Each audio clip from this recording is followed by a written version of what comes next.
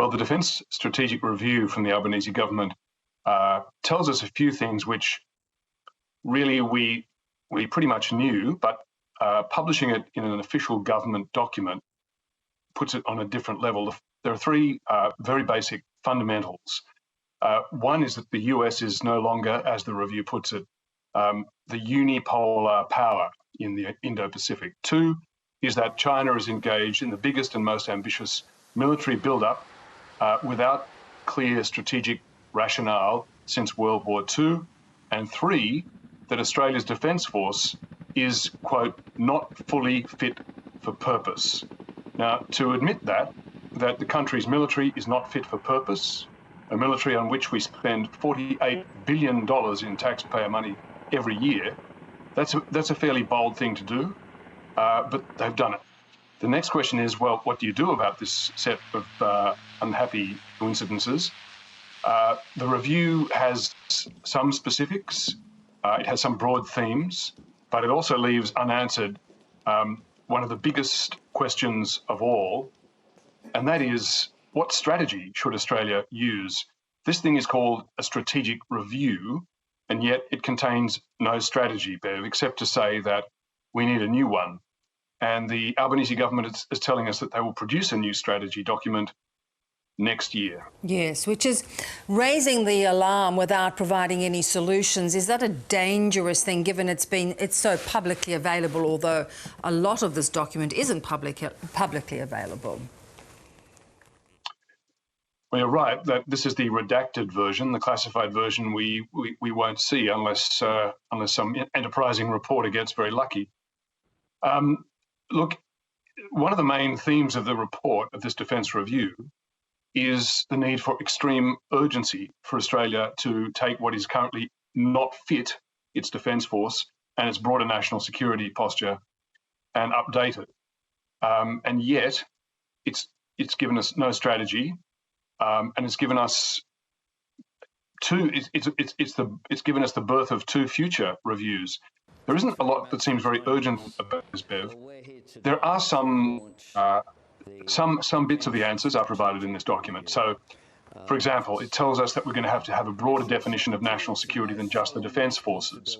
It tells us that Australia is going to have both a whole of government mobilisation, really, that's my word, mobilisation, not theirs, but they use the term whole of government, and more broadly, whole of nation approach to national security, including a closer cooperation with the private sector than Australian governments have used since World War II. Just one example, for example, is that the oil and gas industry will have to work with the government to provide access to offshore oil and gas drilling platforms for deployment and training. I don't know how the oil and gas industry is going to feel about that.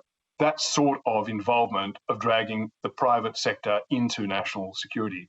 They also talk about the need to urgently acquire long-range strike capability in the form of missiles. But this is something that the Morrison government had already committed to and started to let contracts for. So this isn't really new. It's simply a reaffirmation and, if possible, an acceleration of an existing plan. As you pointed out in your column today, you know, we've had big announcements for years about submarine projects. We have another one in AUKUS. Now there'll be a longer time frame as they consider this pivot. While they're doing this, China moves ahead very quietly, very quickly, with substantial developments in their military arsenal. Well, exactly. And the contrast that I pointed out, as you say, in that column today is that in the time that Australia has produced two big defence reports or plans, the Chinese have produced two submarines and put them in the water while we are still planning for new submarines. It's just a complacency and a disengagement from reality that this new review is trying to snap us out of and tell us we now need to move faster. And yet it embodies the problem itself.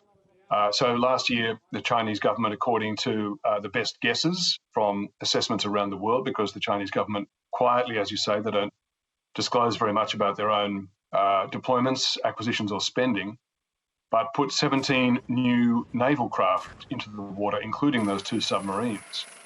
And yet this Defence Strategic Review from the Albanese government yesterday tells us that it is not only going to have to, we're going to have to wait another year to get a defence strategy, a strategy document.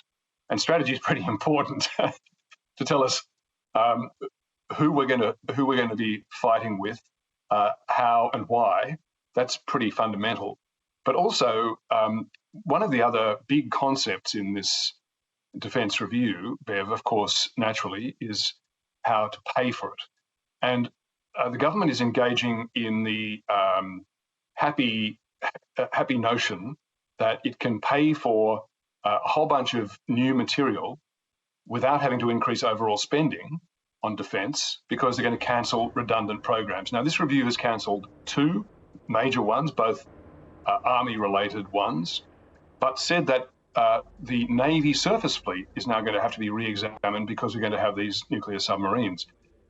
But to review what needs to be kept and what needs to be scrapped from the Navy, from the surface fleet, we need another review. And the government says that review is now coming too. So this is the contradiction again between the Chinese deployments. China now has the world's biggest Navy by a considerable margin, and this Australian leisurely sense of just doing things at a pace as if there were no threat.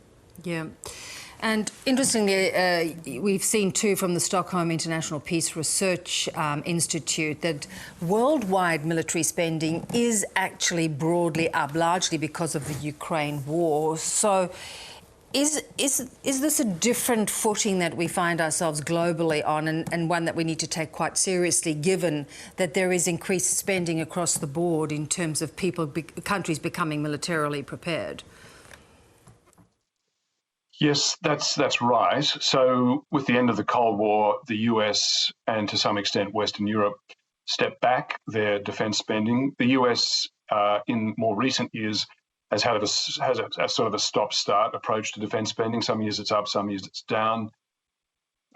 Europe has been snapped out of its holiday from history with the attack on Ukraine. European defence spending is up 13%, according to the SIPRI numbers published, as you say.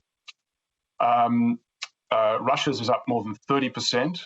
Ukraine's is up by more than 600%, the greatest single increase by a single country in recorded history. China continues a steady and relentless defence spend. Global spending was up by an average of 4% last year, according to the Stockholm Institute. China's was up in line with that at 4%. But in the Chinese case, that's the 28th consecutive year of defence spending increase. So if you look back over 10 years, China's defence budget, according to SIPRI's estimate, and it has to be an estimate because the Chinese government doesn't provide accurate or meaningful measures of spending, but its spending over 10 years is up by 63%, according to the Stockholm Institute. Really sobering figures indeed. We'll wait for the next review, Peter, but I'm sure we'll talk more about it in the meantime. Thanks so much. There's certain to be more to come.